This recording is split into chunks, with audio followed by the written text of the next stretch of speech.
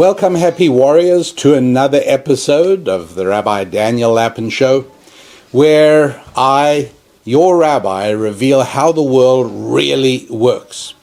This show is not a show for clowns and creeps and crooks and cranks. No, it is a show for happy warriors. Above all, it is not a show for tennis balls who float down the gutter of life. No, it's a show for happy warriors who seize the challenge each and every day, who struggle against the forces of entropy, who struggle against the forces of resistance that prevent them, try to prevent them from achieving their goals, of how to improve your 5 Fs. That's right. This is a show for happy warriors, not for people who want to be massaged with warm butter. No, happy warriors do not need to hear only things with which they already agree. They don't need to be massaged with warm butter. Happy warriors are capable of hearing tough information. Happy warriors are able to hear bad news, and they want to hear it promptly, so they can begin to prepare their fortifications against it. Happy warriors delight and thrill in the fight against all those forces that try to obstruct us in our progress, in improving and growing our families and our finances, our faith and our friendships and our physical fitness. All that is part of the joy of being a happy warrior. Now, part of the happy warrior equation is family. And family means not only the little children that you bring into the world with you and your spouse cooperating and collaborating and connecting. No, it goes even beyond that. Family is siblings. Yes, if you're lucky enough to have them. And family is parents as well. And that's where things begin to be interesting. And I'll tell you why. In the April 2023 issue of a magazine called Journal of Marriage and Family, I saw very credible information. And I say credible because it's not just university studies and academic statements. There's more to it than that. These were interviews and surveys and extensively reported on and detailed. And what's more, this seems to correspond with what I experience in my encounters. You know that I'm privileged to be able to lecture and speak to many, many people during the course of the year. I speak at a lot of different churches throughout the year. I speak at a number of synagogues, and I speak for many, many business organizations.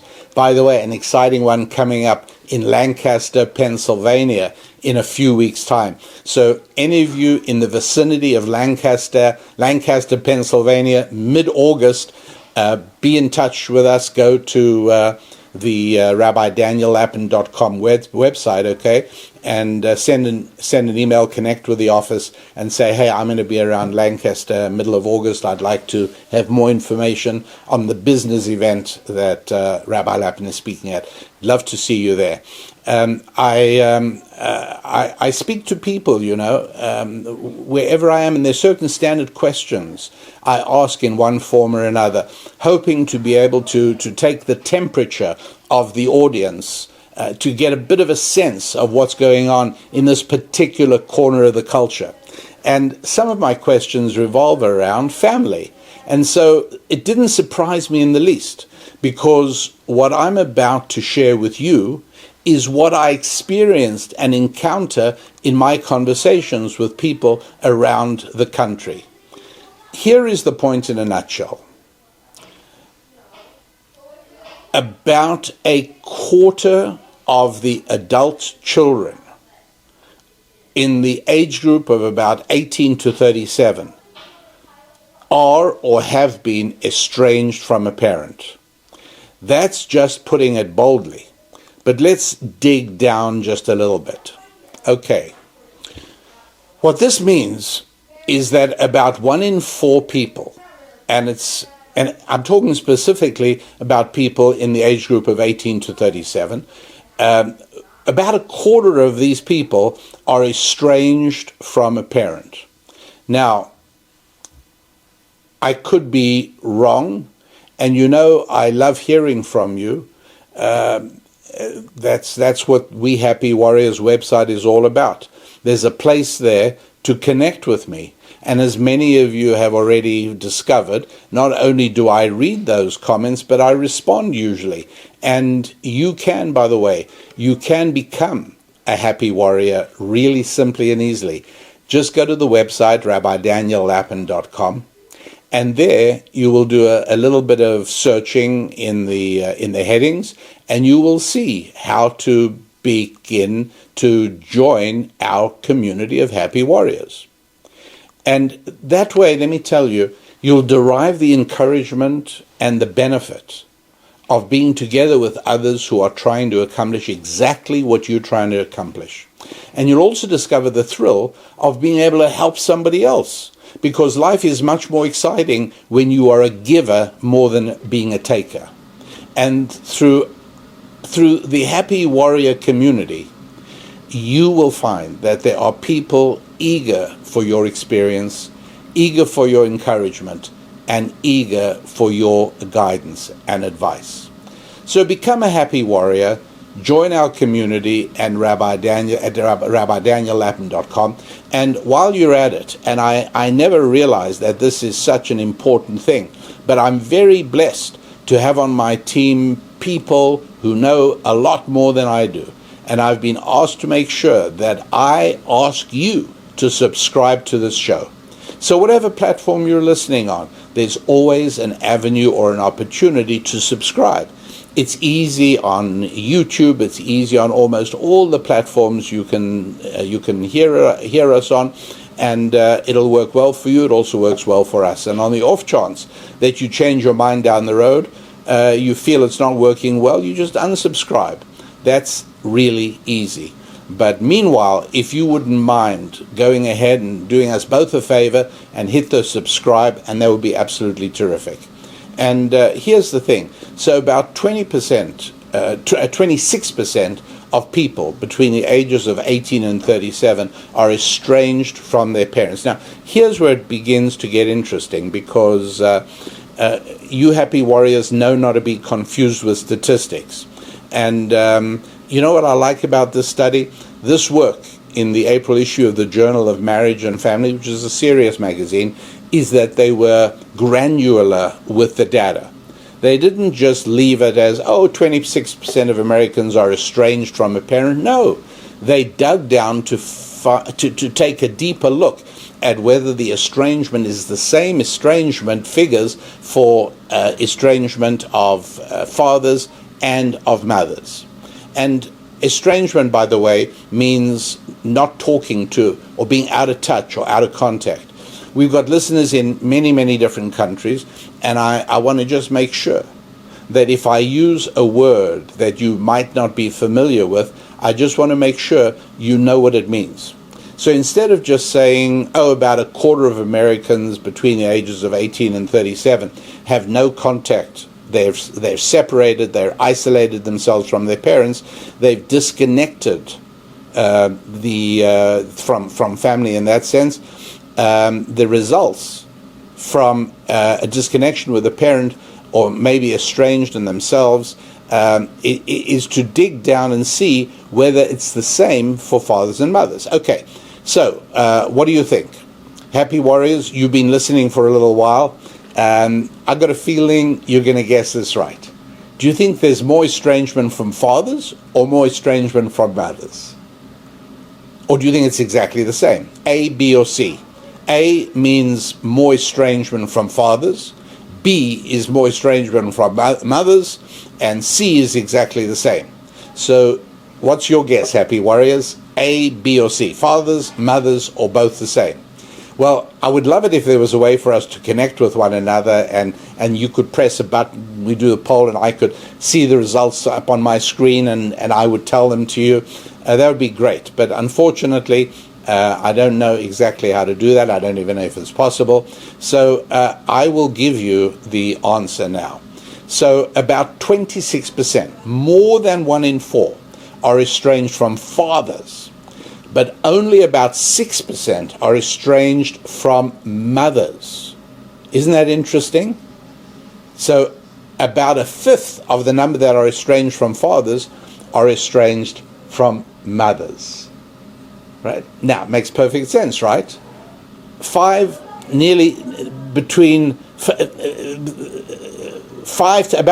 5 times more people in the age group of 18 to 37 are estranged from their fathers than are estranged from their mothers.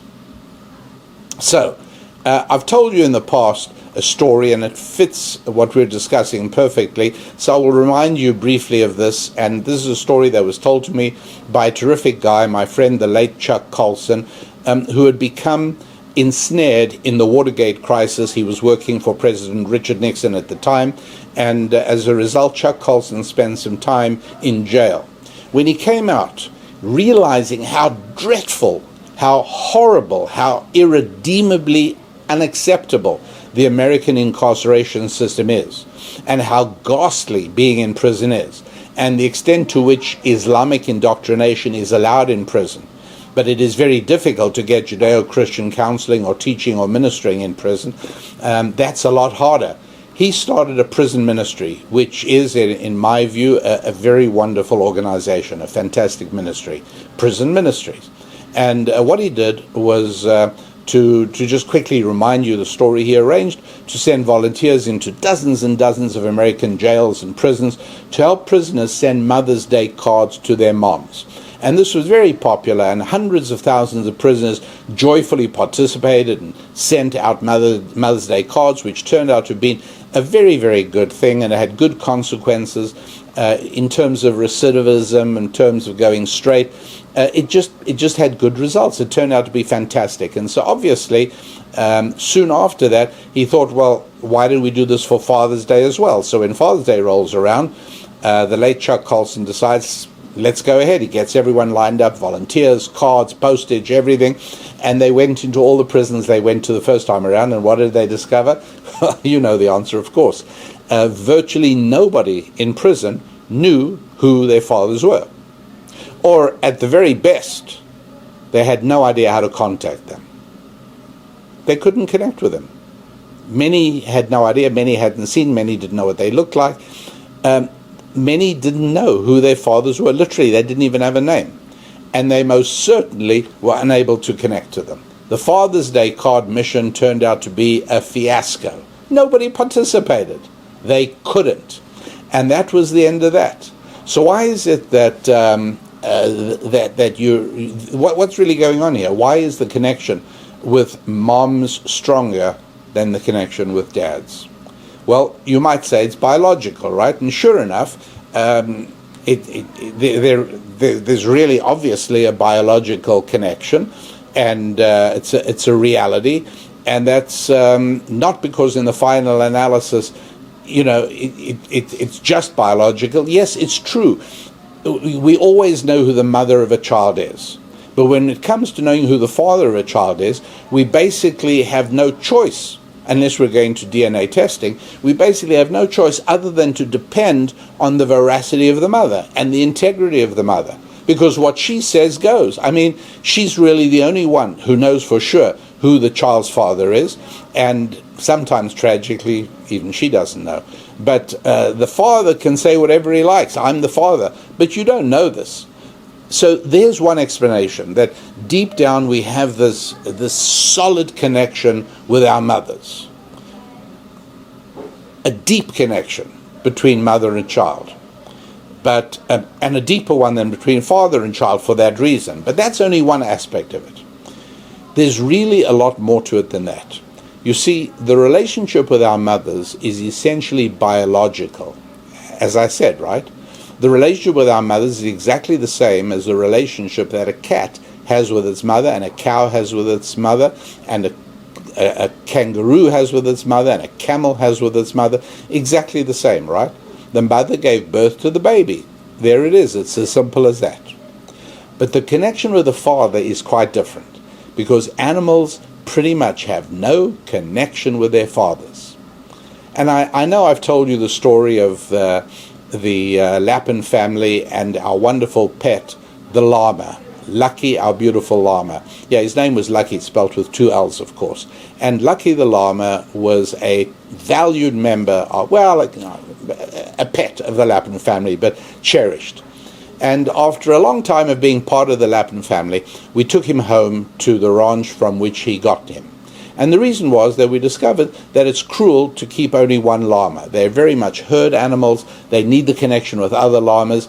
I don't fully understand it, but I was certainly shown and taught that, and we saw with our own eyes how our llama was miserable. He sometimes used to lie on the grass in front of a full glass door, and he'd just lie there staring at his reflection in the glass. And whether he thought it was another llama or he did it because he was, I don't know, but he was certainly making noises to that llama. It looked like communication overtures to it. And it was just pitiful. And so eventually, Susan and our children, we all figured out this wasn't going to work. It's just cruel to this llama. And we have to return him to the ranch from which we originally got him. And it was hard because he was a delightful member of the family. We really loved him. But, it was necessary. And we made arrangements with the ranch owners, and that he was going to be coming back to the ranch. And they said, oh, that's very interesting, because his mother is in the herd that we're going to release him to. And it'll be interesting to see. Well, I do not know what naturalists and biologists and zoologists will say to this. I don't know. But I can only tell you what we all witnessed and saw with our own eyes. And that is, we pulled up in the van. Llucky leaped out of our big car, our big vehicle, big 12-passenger van we had, and he ran into the crowd of llamas, stopped, looked around, and then made a beeline. There must have been about 15 llamas, maybe 20 llamas there in the field, and he just made a beeline for the one that we had known was his mother.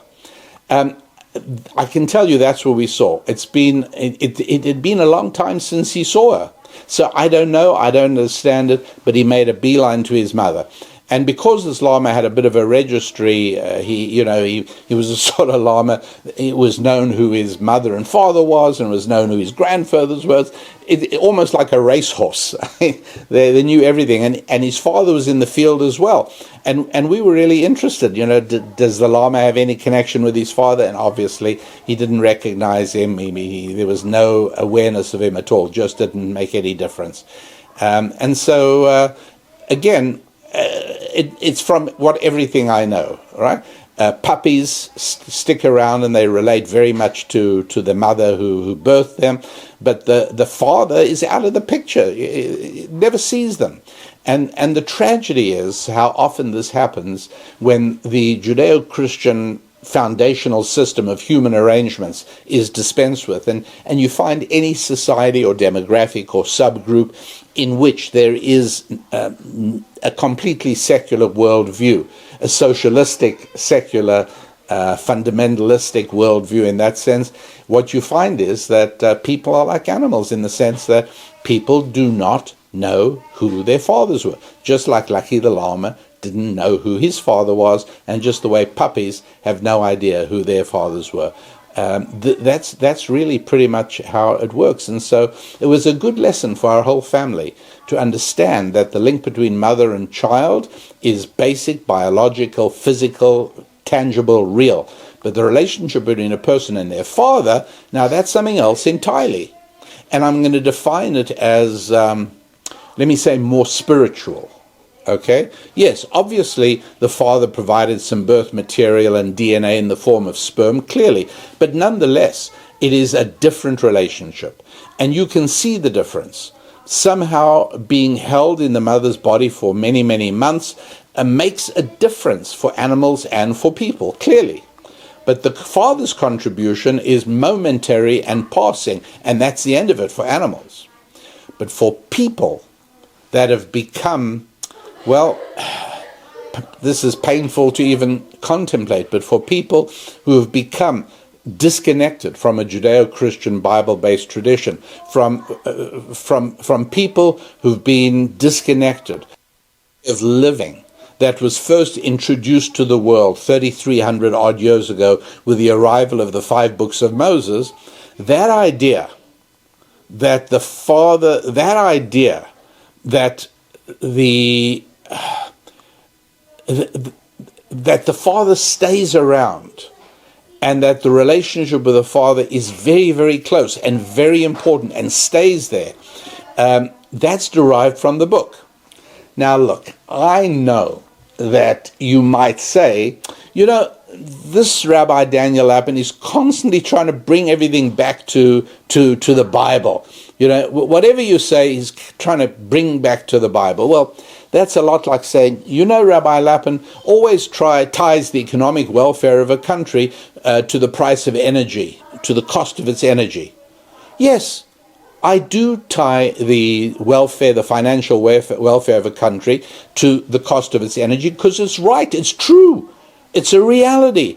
Energy is so rooted in the core of the economy that when a government does stupid things or evil things to allow the price of energy to rise through inflation and through taxes and through regulations and through improvident foreign policies, the result is it hits hard into the bank accounts of almost every member of that society. And so I'm not trying to make a connection that doesn't exist. It's a reality. And so you can see the prime correlation of people who do have a strong connection with fathers and people who don't. The prime correlation is religious connection. Now, this is true for Judeo-Christian Bible-based religious connection, and it's also true for Islamic religious connection. The role of a father comes from religion, and that's why there is this connection of our Father in heaven. Now, if you're very woke, you'll probably say our mother and father in heaven, both of them. Or if you're even more woke, you might say our mother in heaven. But there's a very good reason why our tradition is to say our Father in heaven. And this is a connection with our Father on earth. Hi, I'm Rabbi Daniel Lapin. Do you want to go on a treasure hunt? Let's journey through the Lord's language, Hebrew, with Buried Treasure. Buried Treasure reveals vital insights about love, happiness, faith, wealth, and more, drawn from my years of teaching and traveling. It's perfect for those who do not know any Hebrew. We've touched hundreds of thousands of lives. Are you ready to enrich your life? Discover the awesome power of God's chosen tongue with Buried Treasure, life lessons from the Lord's language.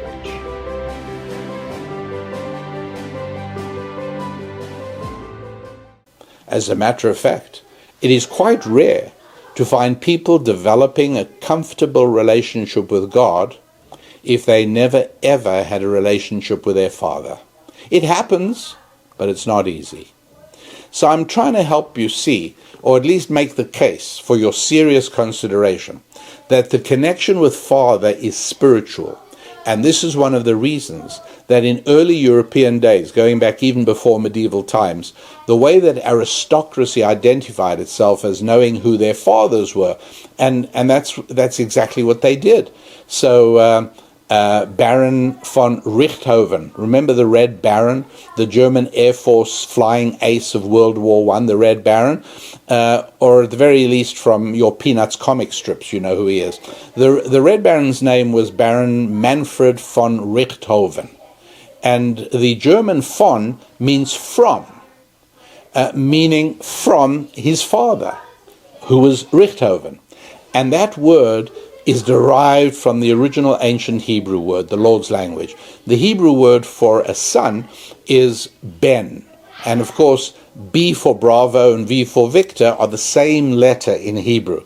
So whether it's von or bon, ben or ven, it doesn't make any difference. But as it evolved into German, it became Manfred von Richthofen. Manfred, the son of Richthofen. And so that identifies that you're legitimate, if you like, that you are respectable, that you are honorable, because you're not disconnected. You're not an orphan in time.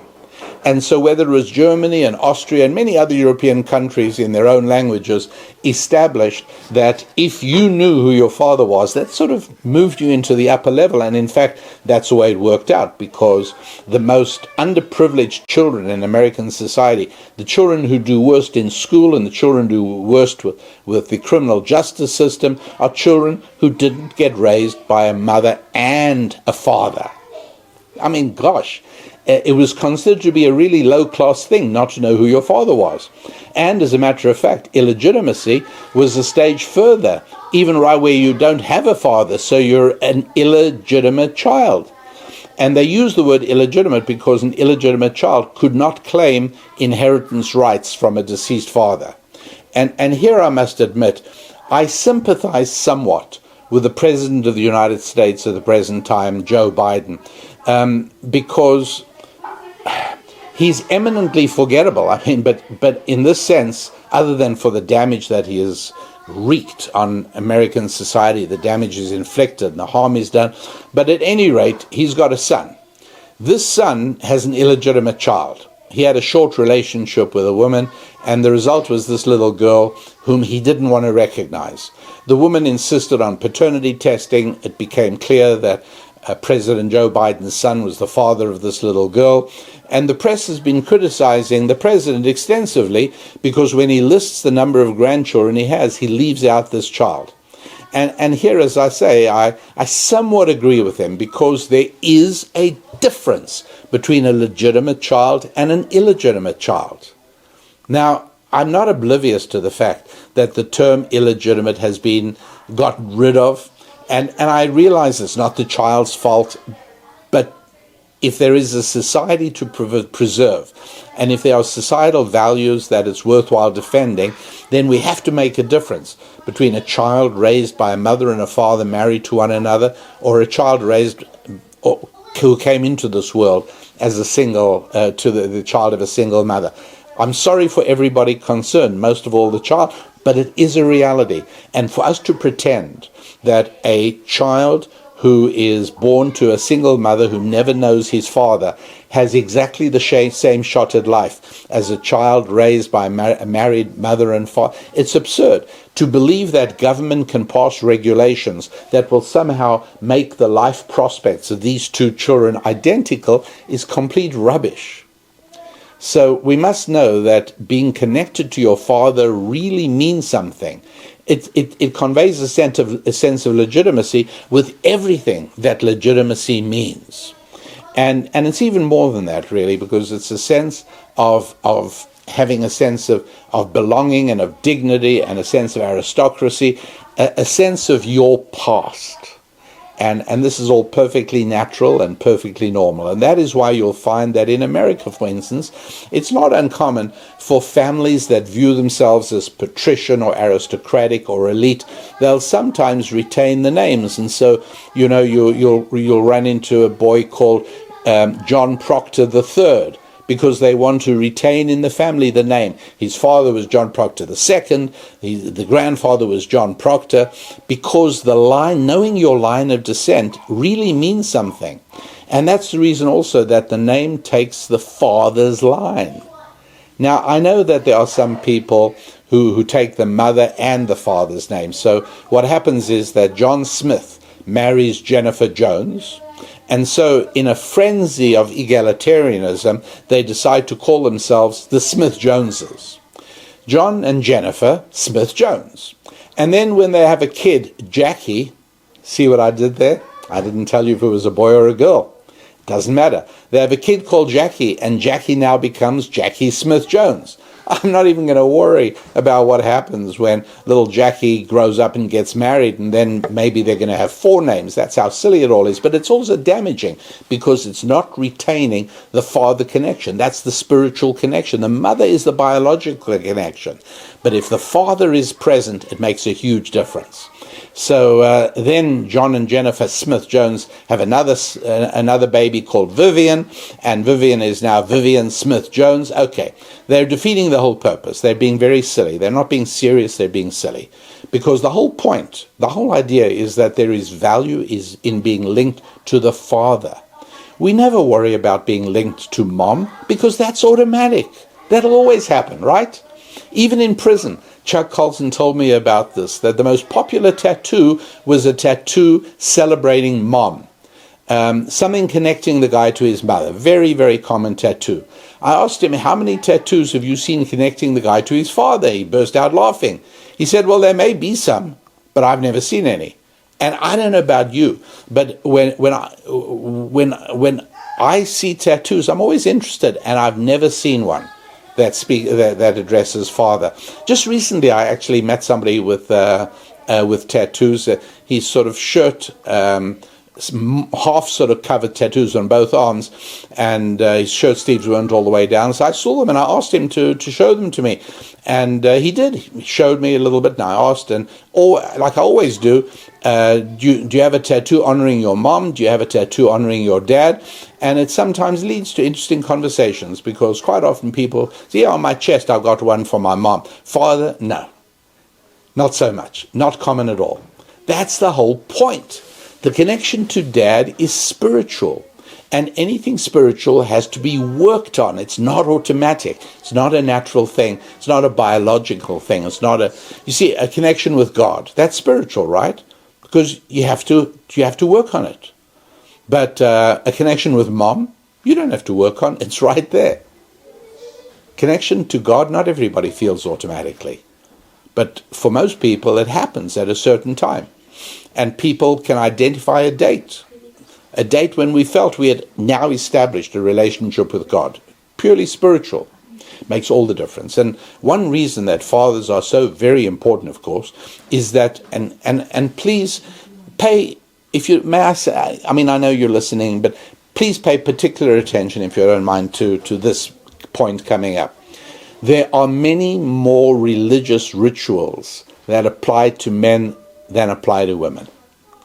I hope you don't mind me sort of, it's not like a school, pay particular attention to this, but this is one of the particularly important things to grasp in today's podcast. Let me say that again. There are many more religious rituals and many more religious restrictions that apply to men than apply to women. And I mean, it's not an easy thing to hear, but I know happy warriors can hear things that aren't easy. For instance, men have to overcome their nature to a far greater extent than women do. There is a reason that the majority of crime is committed by men. Violent crime, murders and homicide, mostly committed by men, because it's more in the nature of men to be aggressive and violent. So when the Bible comes along 3,300 years ago and introduces this concept that violence, although obviously necessary at certain times for self-defense and for national defense, it's not the preferred way for ordinary citizens to resolve the perfectly natural disputes that will always arise when normal human beings instead of angels are living together. And that's why in order to function and in order to live as a society, we do need a system of laws and a system of fair application of those laws. That would be nice to see again, where everybody gets treated the same. That would be lovely to see. And so fathers are the ones who have to, if you like, buckle under the yoke of God, if I can use an old-fashioned theological term. Men more than women. Men more than women are the ones who have to submit to the divine authority in the area of male-female relations. It is said with some degree of justification, like generalities always, this one has an element of truth to it, enough that you will recognize the truth right away. It is said that women seek one man to fill their many needs, while men seek many women to fill what they see as their one need. Okay, so you get the idea. So, if you like, the biblically imposed model of monogamy, a man marries a woman and that's it. They're committed to one another for life, short of calamities. And that idea, again, would intuitively make most women say, yeah, that's right. That makes sense. Let's do that. And it would make most men say, what? Come again? And I sometimes almost lightheartedly think about this in terms of the sort of speculating about who came up with the idea of marriage first, right? In other words, if you reject the idea of a biblical revelation that introduces to the world this shocking new idea, you might say, well, okay, you know what, probably Stone Age times, somebody, a man or a woman, came up with the idea of who would you think it would be? A thought experiment would establish it, right? Do you really think a man said to a woman, come, let's be exclusive? No. I think it's much more likely that if it happened this way, it would have been a woman who came to a guy and said, you know what, I got this great idea, Fred. Listen, you forego all other women and you're only with me. And if and when we have babies, you look after us and take care of us and feed us and protect us. And then at about that point, Fred is disappearing in a cloud of dust over the horizon. He's gone. What? No. And Agatha is saying, well, I was just trying to explain to him my great idea of marriage. Yeah, that's right. It is more comfortable and natural for women than it is for men. It's true. It's one of the reasons that so many women, and I'm sure many of you listening have had this experience or know somebody who's had this experience, that there are times a man and woman are dating and they're courting and they're seeing one another. The woman is ready. She wants to get married, usually long before the guy does. And she doesn't have she wants to know how to do it. She doesn't want to frighten him away. But the problem is that the biblical concept of marriage fits into the female psyche, into the female being. But it doesn't fit the man. For a man, marriage seems to be a closing of doors. It seems to be eliminating wonderfully exciting options, limitless options. It seems to be restricting my life. And so again, it is a man who has to bow his head and submit much more than a woman. And so now you see, imagine the effect on a child.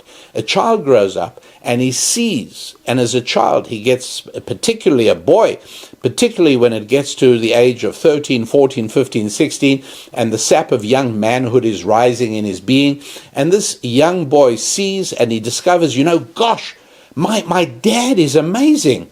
I realize now that my dad works for us. My dad is loyal and faithful to my mom. And this has a profound, immeasurably monumental impact on a young male growing up. Because he says, so that's what being a man is all about. You got to not do exactly what your body directs you to want to do. And a young male growing up with a father never sees a man submitting to abstract ideals and values of goodness. He never sees such a thing. All he sees, if he sees man at all, he sees men doing exactly what they feel like doing. And I'm afraid that men doing exactly what they feel like doing destroys society. It is the end of everything. Society only functions when men, as sociologists like to say, men get acculturated, right? Very nice. That's true. It's a very good word, but you know what it means. And it's not that simple, you see. When boys grow up with a father, they see a man who is willing to listen to God and do things that are against his desires and dreams, to refrain from doing other things that are in accordance with his desires. So the son says, I get it. That's what being a man is about. I've got to grow up to be just like my dad, because I now am old enough to see the extent to which he's not doing the things he wants to do, but he's doing the things that he should be doing. And so a married man and woman raising their children together are going to have a different quality of child that they raise. And that's what I've been describing applies in a slightly different way to girls. They're raising as well there. But the bottom line is that a married man and a woman who are raising their children, boys and girls, and raising them properly, they are going to, there are some exceptions, okay, but by and large, a married man and woman raise their children and they raise them properly. The quality of child raised is significantly higher, statistically speaking, than the quality of children raised by a single mom. And I say that with pain, I understand that. It just has to be that way. And Chuck Colson's experiment in the prisons of the United States prove that for the most part, boys raised with a mother and a father married to each other do not end up in prison. How much clearer do you need it? Because the overwhelming majority of guys in prison do not know their fathers. Obvious, it's completely obvious. And I'm just giving you the background mechanism, how it works. And it's kind of important, don't you think? The connection to father is spiritual. That means it's taught. And who is the most important person to teach your child his or her relationship to his or her father? Mom, of course. Nobody can be more effective than the mother at cementing the relationship between a child to its father. And I've often said that the fact that I'm able to joke and say that we don't celebrate Father's Day in the Lapin household, because every day in the Lapin household is Father's Day, this is a big blessing. Why am I blessed with a close relationship with our children? Only because of Susan Lapin, right? I mean, I can do the best I can, and I certainly try to be the best father I can be. But I know I fall short in many areas. But the fact that I have a great relationship, for which I'm so grateful, is because of my wife. She made that happen. Guys, your relationship with your children depends on your wife. And that's really crucial. Who teaches young women today that part of their job is to make sure that their children have a connection to their husband? Who teaches them that? I don't know. I just don't know. Maybe it doesn't. Maybe nobody does. I know that it doesn't happen in GICs, right? In government indoctrination camps, you know, those places that used to be called public schools. Children serve out 12 years in those camps. And they come out with no knowledge and no understanding of money, and no knowledge and no understanding of male-female relationships. Oh, they know the biology, all right. You don't have to worry about that. They know 27 different ways of intimate relations between people, mostly. Many different kinds of styles that they know. But to really understand the intricate realities and the depths of the relationship between a man and a woman, they don't know that, not a clue. And I want to tell you something. When something happens consistently, it's not a coincidence. You know, if you see a certain brand in a movie or in a television show, and then you watch another show and you see a brand and you watch another, believe me, that's not a coincidence. Companies are paying the production company for brand placement. It's a form of advertising. These things are not coincidence. And so the fact is that in education, K through 12, there is no education on financial and monetary matters. It has to be by design. And there's no information and teaching on true male-female relationships. It's got to be by design and intent. Now, let me ask you, what could possibly be the reason for the design in the intent? Why on earth would educational institutions and educational establishments not want to teach children about money and relationships? I mean, what is more important to their future success and happiness? Why would they leave that out? It's not accidental. The answer is that without information on male-female relationships, they are very unlikely to ever be able to form lasting marriages and families, which means they're far more likely to need social services and relief services and welfare services, which is precisely what a government headed in the wrong direction will want. They want a population that will vote for them consistently and reliably and keep them in power. And why would they do that? Because they are dependent. Because people who are part of families are not dependent on government. And this is one of the reasons that of the strongest supporting demographic for the Democratic Party is single mothers. I mean, it should all make sense, right? Married women, women who have husbands and children, do not support the Democratic Party. Everybody knows that. The Democratic Party knows that. They don't even waste time trying to get those people. And it bothered people in 2016. Why did so many women support Donald Trump? Don't they know what an evil, horrible, misogynistic person he was? Yeah, the answer is these are all married women with children. And they knew that Donald Trump was committed to make sure that the issues important to them would be in the forefront of his concerns. And that's really how it is. And the attempt on the part of government to try and get people to associate with Marxist categories of gender, or women should stick together, that's defeated by family. And that is why the majority of women who are married with children, their interests align much more with their husbands, a man, by the way, than their interests align with other women. And if you think that's pretty obvious, right, how hard is it to understand? Now let's try and tie it together with what we've been looking at in terms of estrangement. But you know what, first of all, I just want to clarify that it's not just that schools do not teach about money and they don't teach about relationships between men and women because they don't want people to be financially independent, and they don't want people to build up businesses, and they don't want people to be able to be free of need. They want people to need government help.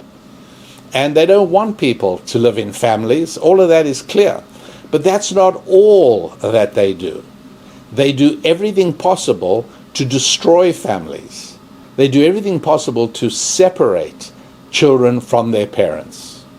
One of the ways they do that is by aggressive transgender indoctrination. What's all that about? And they even have states and school districts now where schools and teachers tell young students, kids, develop your own sexual identity, and we don't have to tell your parents. There's no reason your parents have to know anything about that at all. And because we're driving wedges between parents and children. There is a very important thing going on here that's really important. Why? Because if you can separate people from their parents, then you can reshape their future. In other words, isolate people from their past, and you get to sculpt their future. Because everybody needs a connection with the past and the future, even if we don't realize it, right? We all know we need air, we know we need water, we know we need food, and our bodies let us know quite clearly when we do. But they don't always let us know that we need a connection with the future and with the past, not just with the present. Do you follow? And so, yes, we're talking about estrangement. And one of the things that a tyrannical regime does, and this was true in all tyrannical regimes of the 20th century and earlier history, everything done to separate children from parents. The Soviet regime actually rewarded children who ratted on their parents. When Stalin said farmers have to hand in all their food and then the collective will distribute it to them, any farmers who kept some food back for their families, if the children turned them in, the parents were killed or punished, and the children were rewarded. And there are many, many cases of that happening. We know about it. There was a case where the relatives killed the child who turned in the parents for hoarding food, and the parents were killed. The parents' relatives did away with the child. And many, many other well-known stories like that, because the system tries to drive a wedge between parents and children. I'll tell you one thing. I mean, a place where we drew the line, the first time one of our children we were at the pediatrician, and the pediatrician said to my wife, okay, could you leave the room? We need to speak to your child by himself without you being there. Oh, no, you don't. That's not happening. Not happening. But this is all part of the culture designed to drive a wedge between parents and children. One of the things pediatricians were being taught to ask is, by the way, whether your parents own any firearms. Okay, all right. You rat them out. You tell us. Tell the establishment. Tell the regime. That's kind of what's been happening. I'm Rabbi Daniel Lapin. My friend, Pastor John Hagee, said this about my book, Buried Treasure, Life Lessons from the Lord's Language. Rabbi Lapin presents the hidden mysteries of the Hebrew language with a vibrant, electrifying force that reveals the unknown and brings a confidence that the Bible is indeed God's blueprint to life's greatest adventure. Are you ready to embark on your own journey? Begin your voyage of discovery today. But don't wait. The special discount offer won't last forever. So the story with which I started the show today, the fact that about a quarter of Americans are disconnected or isolated, estranged themselves from their parents. Look, it's very interesting. For one thing, the COVID epidemic or the scamdemic really helped to do that. It contributed to it enormously because very often younger people were dedicated to wearing masks. They totally bought this idea of isolation and quarantine and desperately dangerous disease, even for little kids. I mean, everyone knows now that wasn't true.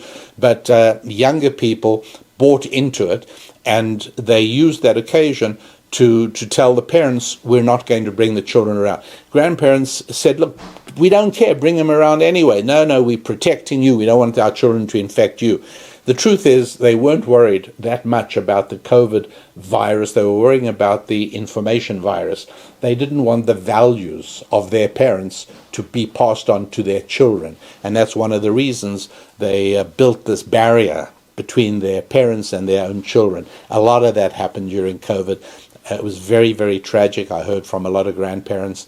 People wrote to us, told us about how their children were not allowing them to see the grandchildren. And very often, we're just doing this to protect you. We don't want to be protected from our children. We'd risk COVID. Don't worry about it. Just let us see our grandchildren. No, this is all part of a culture that is being indoctrinated and propagandized to separate the generations, to drive a wedge between father and mother and their children. And that's really what used to happen. They used to cut off these relationships. But it was an excuse, right? COVID was used as an excuse to separate grandparents from their grandchildren. Another thing is you're going to see something really important. I want to try and explain this as reliably and as effectively as I possibly can. And I know it's my responsibility to explain it in a way that's meaningful. Look, to live a successful life, it is very important, supremely important, in making sure that you have a family and you have finances. Right? That is an important thing in a successful life. And you want to make your friendships successful. You want to make your health and fitness successful. You want to have your faith. It's very important in all of these things, in all of these areas. In other words, in order to have strong family relationships and to build a successful family and to build successful finances, all of these things, understanding time is absolutely crucial. The last thing you want to be is an orphan of time. And an orphan of time means that you only have a relationship with the present. And that is the tragic and baleful legacy of secularism. You know why? Because past and future are kind of spiritual. You can't see the past in front of you. You can see symbols of the past called statues and monuments, but those are so easy to tear down and to destroy. You can't see the future. You have to imagine it. You have to think about it. You are using a spiritual ability to see the future and also to see the past. But the present is all here and it's fun.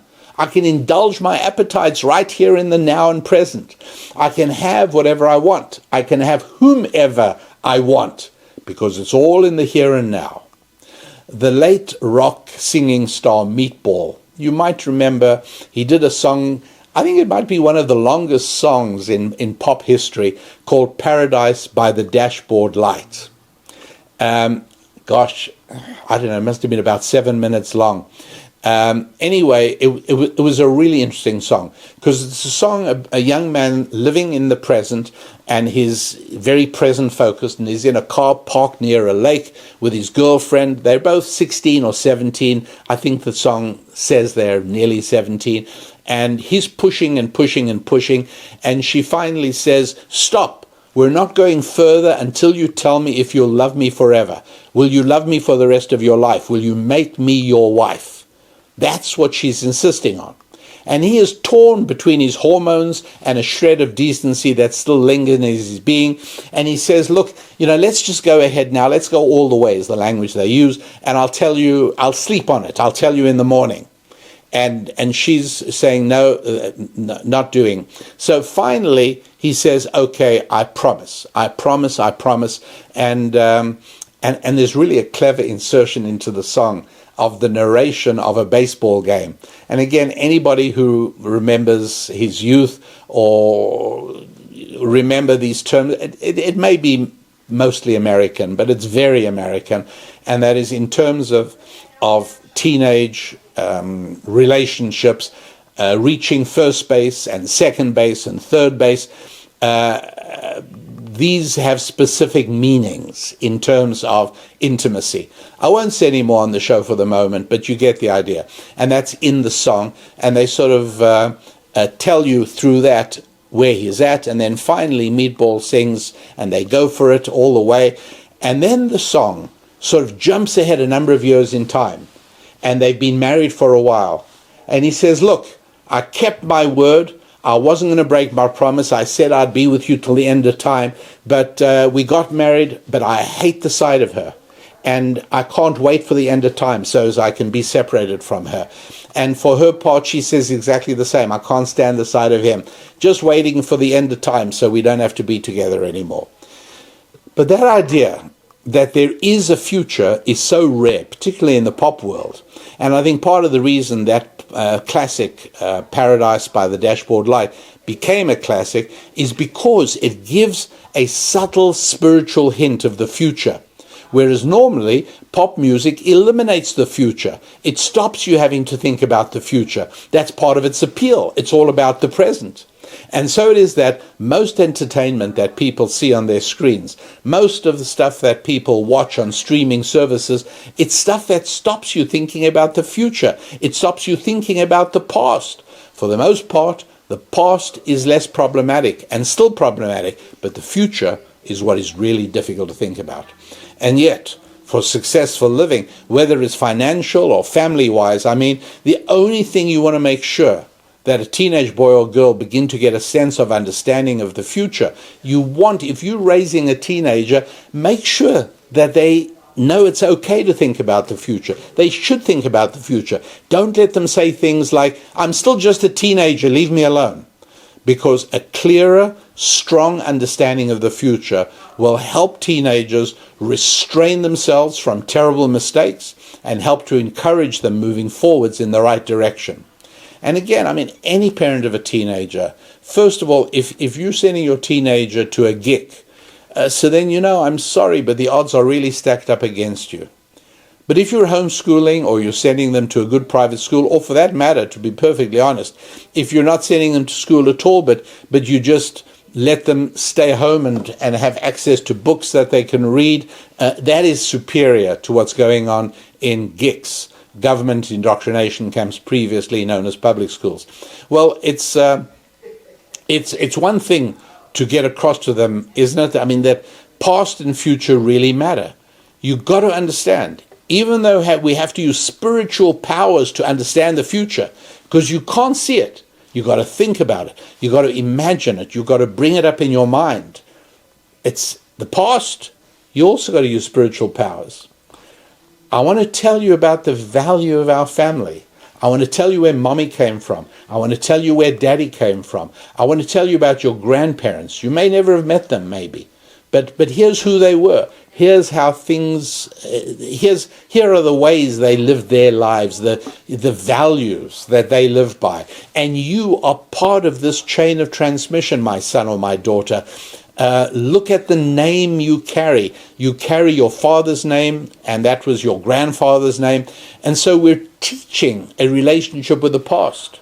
And when you are teaching the past, you can then more easily teach the future. This is absolutely vital. So vital, in fact, that in the Lord's language, in Hebrew, the main Hebrew name for God Almighty is made up of the Hebrew words for past, present, and future.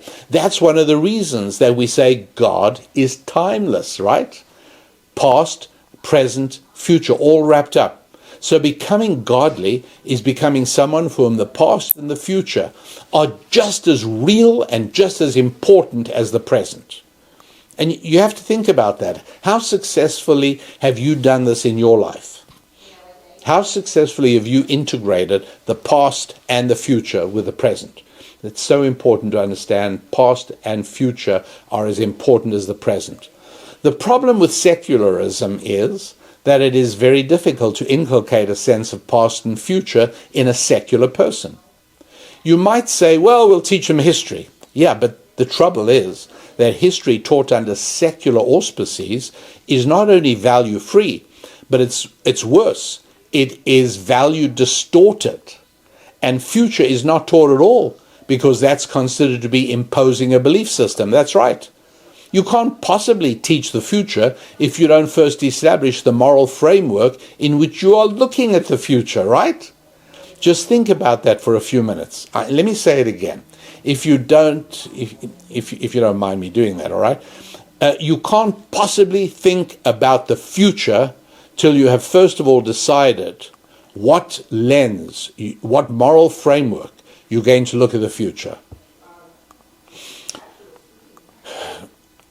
Look, it really becomes very important.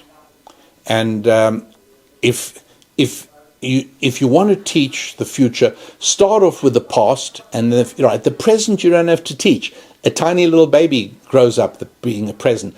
A thug and a hoodlum holding up people in a convenience store, he's got a good connection with the present. It's the future he can't see. If he did, he'd question what he's doing. And he certainly has no connection to the past. And I want you to remember that tyrannical regimes always try to cut off relations between people and their parents, people and their past. Because once you have isolated people from their past, you can then design their future and impose it on them. This is basic to revolutionary theology. And whatever revolution you're looking at, whatever revolution, 19th century, 18th century, French, Russian, America 2023, whatever you want, you're looking at all previous regimes. The attempt is always trying to eliminate people's connection with the past. You know that a government is up to no good when it tries to isolate people from their past. And there are a number of ways of doing that. One of the ways you may think to yourself, this is far-fetched, but it isn't far-fetched. And that is to impose as close as you can to 100% inheritance tax. Now, never mind the morality of taxing monies that have already had taxes paid on them. In other words, a person, shall we say, earns $1,000 a month for 12 months a year, and then for 20 years he does that and he puts money away. At the end of that period, he's got a pile of money. And it's all had taxes paid on it already. It's all after-tax money. And now he dies, and instead of his children getting it, the government takes a whole big slice of it as an inheritance tax. So it's double taxing money. And that's bad enough. That's thoroughly immoral. The point isn't just money gathering. The reason government does this is to help destroy the relationship between parents and children. That's right. Family and finance are strongly connected. Do you know that marriages in which husband and wife share finances, where they use a joint banking account, are healthier and stronger than families that don't, where mother and father keep their finances separate? Money is really, really important in relationships, particularly in marriage. Marriages in which the father makes the money and the mother makes the home are statistically far happier and far more durable than families that work differently. I understand the painful realities of life today. Believe me, I totally get it. two incomes necessary. I get all that. But that shouldn't stop me from at least wanting to tell you the truth. And as hard as it is to do today, to be aware that families in which father works outside the house and brings home the money, and mom builds a home and provides a haven of security in which her husband can be a man, happier marriages, more successful marriages, more durable marriages, a better society. Marriages in which the finances are joint do much better than marriages in which they don't. Finance and family, all connected. When I speak about the 5 F's, family, finance, fitness, friendships, and faith, they're all interconnected. And here you can see clearly the role that finance plays in relationships between man and woman and in relationship between parents and children. Because the same thing applies with parents and children. The fact that a parent supplies the financial needs of a child by working is hugely important. You have a totally different family structure, much less successful, much less lasting, when the family is provided for by the government. Families on the dole do not endure. And actually, intact traditional families seldom go onto welfare, onto the dole in the first place. Generally speaking, they're very independent. But even when they do, children know they're being fed by the government as opposed to being fed by the parents. Very big difference in the relationship between parents and children. Some people wanted to sort of, get sentimental and say, who wants to introduce the vulgarity of money to the beauty of a parent-child relationship? You're missing the point. It's an integral, important part of it. It's very valuable that the father or the mother gives money to the children, usually in return for jobs done or chores done or whatever it is. You have a wise system of disbursing money to your children. You don't just give money. But the fact that money comes from parent to child, hugely important. And the fact that the end of parents' lives, that there is an uninterrupted, unimpeded flow of assets, money, from the late parents to the child, hugely important. And I want to tell you, in biblical terms, it's actually known to the children, because in biblical terms, it's laid out exactly how it goes from parent to child. So it's not as if the child lives his life saying, hey, I wonder if I'm going to be included in my parents' will. No, you are. You know what's happening. It's part of the relationship. It's part of how human beings are incentivized in the godly system to work hard. Because I'm going to work very, very differently if I know that whatever's left over at the end of my time goes to my children than I think that I would work if I believe that whatever's left over at the end of my time goes to the government and to all the other children of the world. Now it's different. And much more incentivized to work hard because I want my money to always go to my children. Whereas if the money's going to just go to the government, what's the point? So these are really crucial things that we have to understand. We have to understand very, very well. Money is part of the connection between parents and children. Money is part of the relationship between man and wife. And we need to understand these things. That and let's get this clear. Estrangement from parents is yet another way of cutting ties with the past. And when you've cut your ties with the past, it becomes harder, almost impossible to see the future. That's why I said you're teaching yourself or your children to know more than the present, to know the future and the past. Start with the past. It's a little bit easier. And then you're equipped to do the future. And that's why you have to know that if you don't have a connection with the past, you won't have a connection with the future. It's almost inevitable. And so one of the reasons that tyrannical regimes always pull down the statues of the past is they want to strip away the past, because then you are dependent on the regime for your future. You don't have a vision of uninterrupted time the way you're supposed to have. So I've covered the stats on all of this in the past. Men with wives and children do much better than single men financially, business-wise. And that's because, for the most part, children give them a constant glimpse into the future. And seeing the future is vitally important in business, right? Because you do have to foresee trends. To be successful in business, clearly you have to see or at least hear the soft footsteps of approaching events. That at the very least, you have to be able to understand future, past, not just the present. So the whole world of therapists, by the way, therapists today drive people apart. Am I generalizing? Yeah, I'm generalizing, because it's not true for all therapists. It's only true for 96 out of 100 therapists. 96% of therapists drive people apart. Therapists spend a lot of their time telling their clients how your parents ruined your life. That's a big topic in therapy.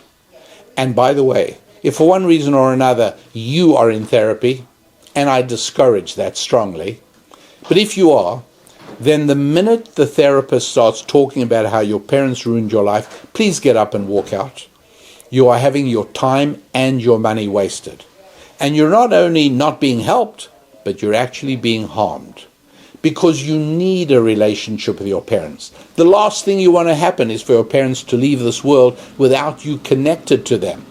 It's not for their purposes. It's nice for them too, but that's not what I'm talking about. I'm saying that for you to be an orphan in time, for you to let your parents leave with you in a state of estrangement, you'll never recover from that, I'm telling you. I'm sorry. All the therapy in the world won't easily fix that. So please be aware, if you are among those estranged from your parents, go ahead and repair it. Go ahead.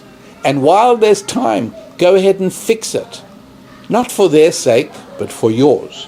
Because we need a connection with the past. And I'm afraid your parents are your primary connection with the past. I can't think of a better way to do this. So you want to leapfrog them to your grandparents? Okay, fine, you can do that. But you do need a connection to the past, and not just through your mother, but it's got to be through your father as well. So look, I know this has been a heavy show today. It's a lot of hard information, but I know that happy warriors can handle it. Make sure you subscribe to the show. I'd appreciate that very much. And make sure you become a happy warrior. Visit the website, rabbidaniellapin.com. And if you are still among the tiny minority of people who do not own a copy of the Bible, do yourself a favor. The most influential book in Western civilization, make sure you get a copy of the Rabbi Daniel Lapin Recommended Bible. You'll find it in the store on the rabbidaniellapin.com website. And until we get together next time, I hope that you have a blessed and positive week. A week in which you move only onwards and upwards in your family and in your finances, in your faith and in your friendships, and in your fitness. I'm Rabbi Daniel Lapin. God bless.